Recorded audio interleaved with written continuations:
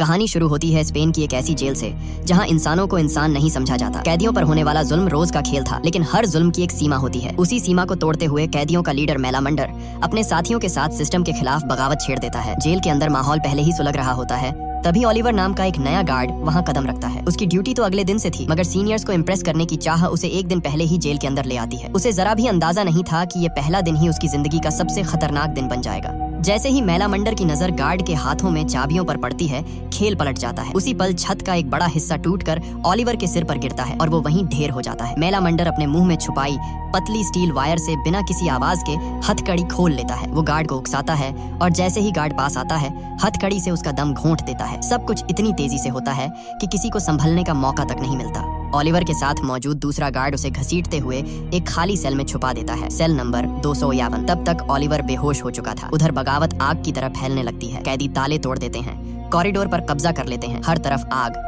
धुआं और चीखें गूंजने लगती हैं। पूरी जेल दहशत में डूब जाती है। ओलिवर का साथी गार्ड दुविधा में पड़ जाता है कि उसे बाहर ले जाए या नहीं, लेकिन डर हावी हो जाता है। वो सोचता है अगर भागने की कोशिश की तो दोनों पकड़े जाएंगे और जिंदा नहीं बचेंगे। मजबूरन वो ओलिवर को वहीं छोड़कर चला जाता है। बेहोशी में पड़ा ओलिवर चारों तरफ से आती चीखों, मारपीट और तोड़फोड़ की आवाजें सुन रहा था। ऊपर कंट्रोल रूम में जेल का डायरेक्टर सीसीटीवी स्क्रीन से सब देख रहा था, लेकिन वो भी बेबस था। उसे समझ नहीं आ रहा था कि मेलामंडर का असली मकसद आखिर है क्या।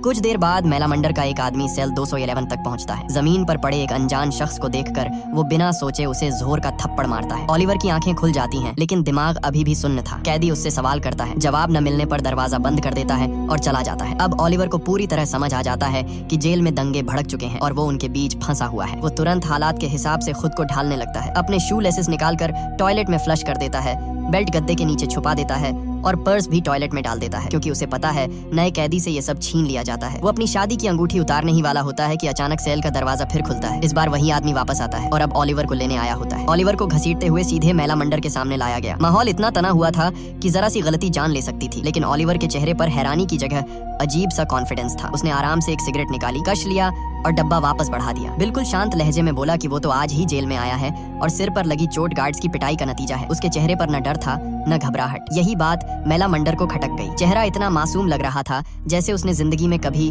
किसी का बुरा ही न किया हो। मेलामंडर कुछ कहता, उससे पहले ही ओलिवर अकड़ के साथ बोल पड़ा, क्या बे, तू ज्योतिषी है? शक्ल देख के मेरा पूरा इतिहास पढ़ लेगा। ये सुनते ही माहौल में सन्नाटा छा गया। कुछ सेकंड तक मेलामंडर बस उसे घूरता रहा। यही अकड़ धीरे धीरे उसके भरोसे में बदलने लगी। फिर भी पूरी तरह तसल्ली के लिए उसने ओलिवर को पैंट उतारने का हुक्म दिया। ओलिवर कंफ्यूज जरूर हुआ, लेकिन हालात समझकर चुपचाप मान गया। यही उसकी किस्मत थी। जेल में किसी कैदी को अंडरवियर पहनने की इजाजत नहीं होती और इत्तेफाक से ओलिवर वैसे भी नहीं पहनता था। मेलामंडर का आखिरी शक भी वहीं खत्म हो गया। अब कैदी जेल में लगे सीसीटीवी कैमरे तोड़ने लगे। ओलिवर समझ गया कि अगर सारे कैमरे टूट गए तो बाहर से उसका हर कनेक्शन खत्म हो जाएगा। उसने पूरी ताकत से चिल्लाकर कहा, रुको। सबकी नजरें उसी पर टिक गईं। ओलिवर ने समझाया कि एक कैमरा बचा रहने दो ताकि हमारी डिमांड्स बाहर तक पहुंच सके। अगर स्टाफ को नहीं दिखाना तो उसे कपड़े से ढक दो। मेलामंडर को बात जंच गई। भरोसा और गहरा करने के लिए ओलिवर खुद कैमरा ढकने निकल पड़ा। उसने जानबूझकर धीरे धीरे कैमरे के सामने चढ़कर कपड़ा डाला ताकि कंट्रोल रूम में बैठे लोग उसकी शक्ल साफ देख सकें। वहाँ बैठे अफसर तुरंत समझ गए कि ये आदमी उनका ही गार्ड है। अब पूरी जेल में सिर्फ ओलिवर और कंट्रोल रूम जानते थे कि उसकी असली पहचान क्या है। फिर भी मेलामंडर के दिल में हल्का सा शक बचा हुआ था। वो ओलिवर को उस गार्ड के पास ले गया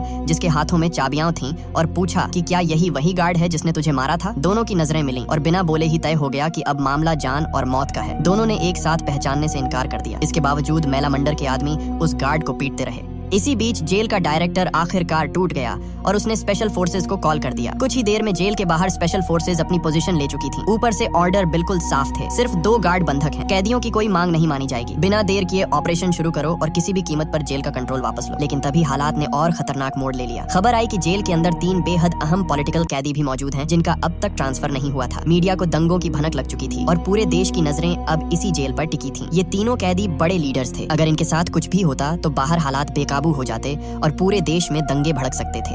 मेलामंडर ये बात अच्छी तरह जानता था और उसने चाल पहले ही चल दी थी। तीनों को अपने कंट्रोल में लेकर उसने सीसीटीवी के जरिए जेल मैनेजमेंट को साफ संदेश दे दिया। अब पॉलिटिकल कैदियों के बंधक बनते ही कैदियों की ताकत कई गुना बढ़ गई। जेल के अंदर जश्न जैसा माहौल बन गया। कंट्रोल रूम में बैठा जेल डायरेक्टर समझ चुका था कि मामला अब हाथ से निकल चुका है, इसीलिए मजबूरन कैदियों से बातचीत के लिए एक आदमी बुलाया गया।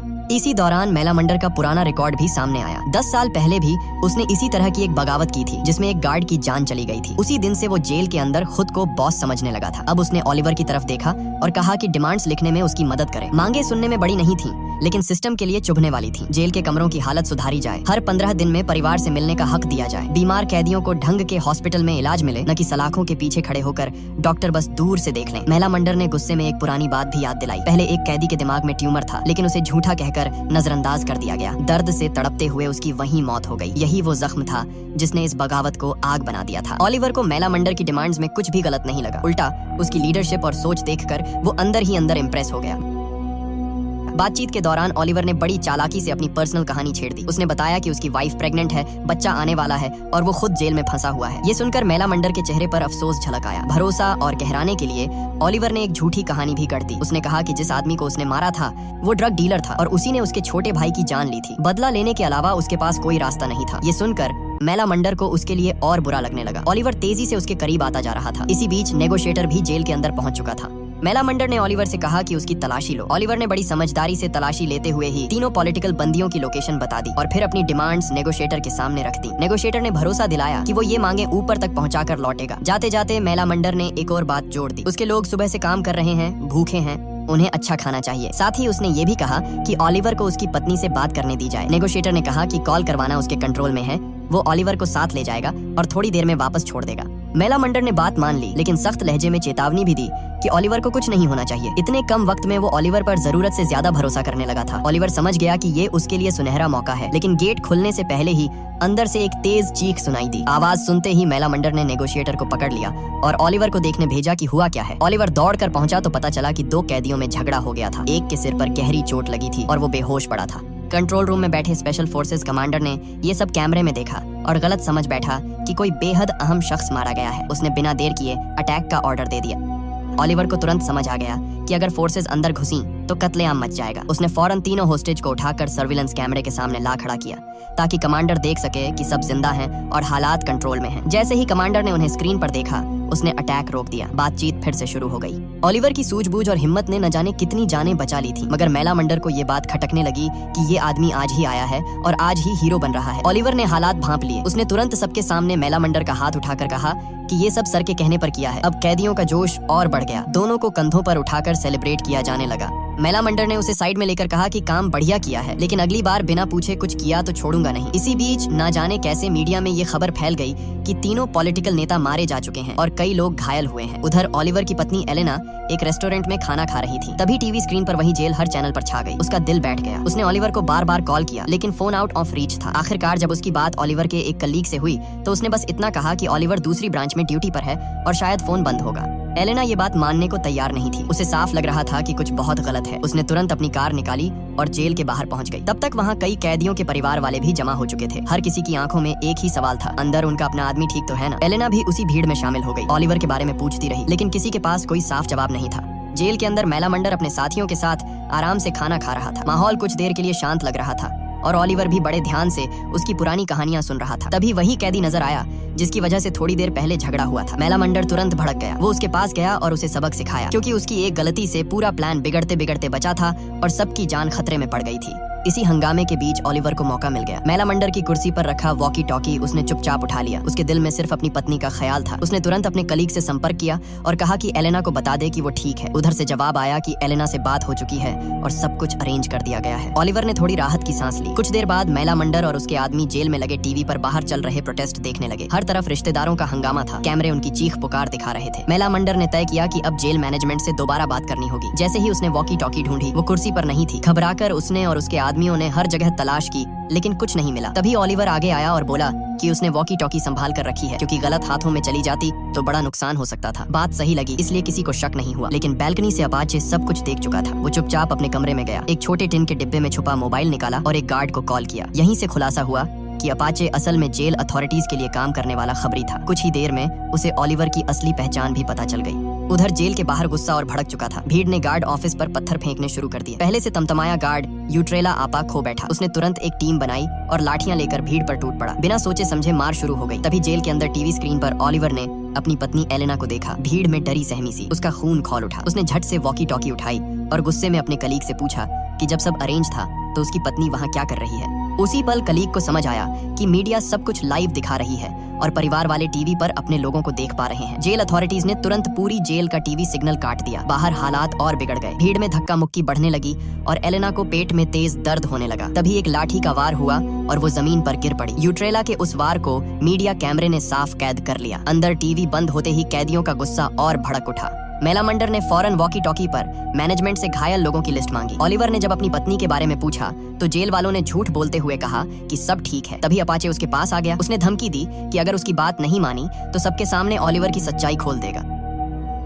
ओलिवर जरा भी नहीं डरा। उसने उल्टा उसे घूरते हुए कहा कि वो तो आज ही जेल में आया है और गार्ड है, लोग उसका धोखा शायद सह भी लें। लेकिन अपाचे तो सालों से कैदी बनकर सबको धोखा दे रहा था। ये सुनते ही अपाचे के चेहरे से रंग उड़ गया। उसे अंदाजा नहीं था कि ओलिवर उसके बारे में सब जान चुका है। बाहर यूट्रेला को सस्पेंड कर दिया गया। कागजों में लिखा गया कि उसने भीड़ में किसी को चोट पहुंचाई है, लेकिन हकीकत ये थी कि जेल अथॉरिटीज उसे बचा रही थी। अंदर जेल में मेलामंडर और ओलिवर शांति से बैठे आगे की रणनीति पर बात कर रहे थे। मेलामंडर ने कहा कि वो सारी जिम्मेदारी अपने ऊपर ले लेगा और ये दिखाया जाएगा कि ओलिवर मजबूरी में उसका साथ दे रहा था। इससे ओलिवर की सजा कम हो जाएगी और वो जल्द अपनी बीवी और होने वाले बच्चे के पास लौट सकेगा। उस पल ओलिवर को पहली बार लगा कि शायद सब ठीक हो सकता है। तभी जेल मैनेजमेंट की तरफ से घायलों की लिस्ट आ गई। मेलामंडर ने लिस्ट देखी तो उसमें सिर्फ 4 नाम थे। वो तुरंत समझ गया कि मैनेजमेंट झूठ बोल रही है। उसका गुस्सा फूट पड़ा। उसने कहा कि अब कोई बड़ा कदम उठाना पड़ेगा। उसने फैसला कर लिया कि 3 बंधक नेताओं में से किसी एक को मार दिया जाएगा।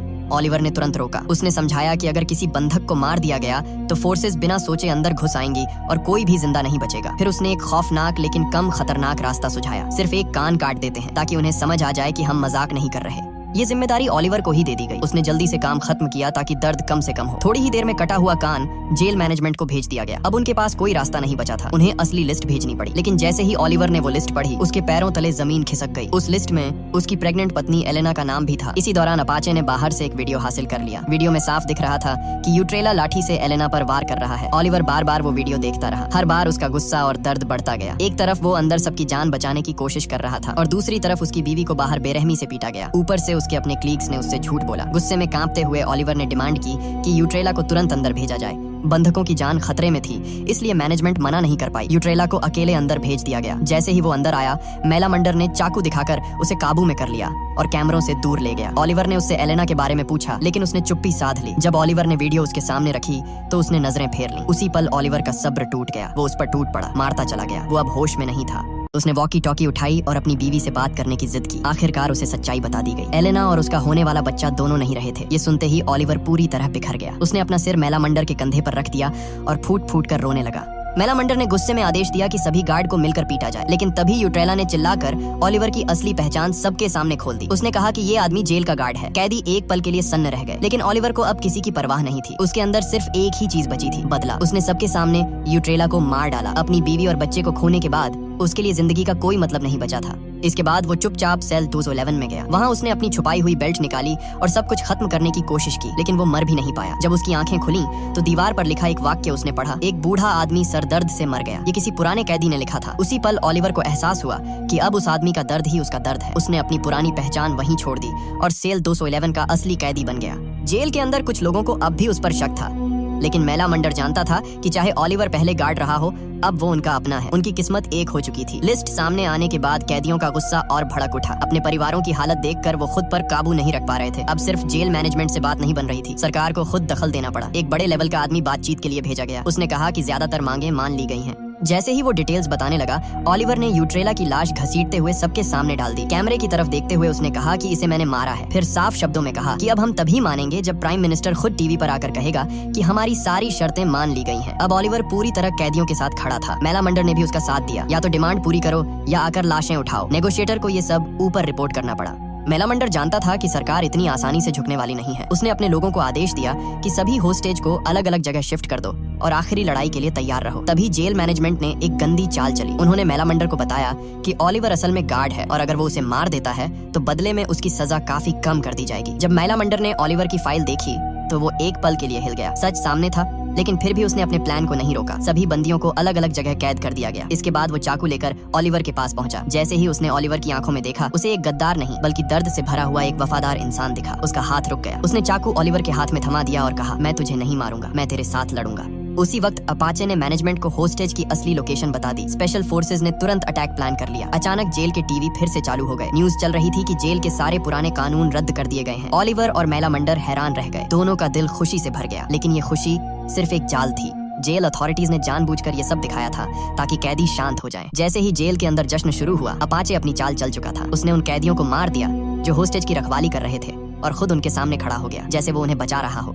अचानक जेल के अंदर स्मोक बम गिरने लगे। चारों तरफ धुआं फैल गया। ओलिवर उसी पल सब समझ गया। उसने मेलामंडर से कहा कि अब देर मत करो, सभी होस्टेज को मार दो वरना सब कुछ खत्म हो जाएगा। लेकिन जैसे ही दोनों ऊपर की तरफ बढ़े, पीछे से अपाचे ने नेल गन से ओलिवर पर हमला कर दिया। ओलिवर जमीन पर गिर पड़ा। मेलामंडर उसके पास पहुंचा, लेकिन जख्म बहुत गहरा था, कुछ भी किया नहीं जा सकता था। अपाचे ने जोर से चिल्लाकर कहा कि दोनों लीडर मर चुके हैं। ये सुनते ही कैदियों ने हथियार डाल दिए। मेलामंडर सब कुछ अपनी आंखों के सामने खत्म होते देखता रहा। उसने आंसू पोंछने की कोशिश की ही थी कि अपाचे ने पीछे से उसे गोली मार दी। मेलामंडर गिरा, बदला लेने की कोशिश की, लेकिन अपाचे ने एक और गोली दाग दी। वहीं सब खत्म हो गया। स्पेशल फोर्सेज ने बिना किसी रुकावट के जेल का कंट्रोल वापस ले लिया। उधर ओलिवर भी दर्द से कराहते हुए दम तोड़ चुका था। सब कुछ खत्म होने के बाद ओलिवर का एक कलीग उसकी लाश पहचानने आया। शर्मिंदगी के साथ उसने सेल 211 का दरवाजा खोला। अंदर सिर्फ एक अंगूठी रखी थी। ओलिवर एक ईमानदार और अच्छा इंसान था, लेकिन समाज ने उससे सब कुछ छीन लिया। आखिर में उसने गार्ड बनकर जीने से बेहतर एक कैदी की तरह मरना चुना।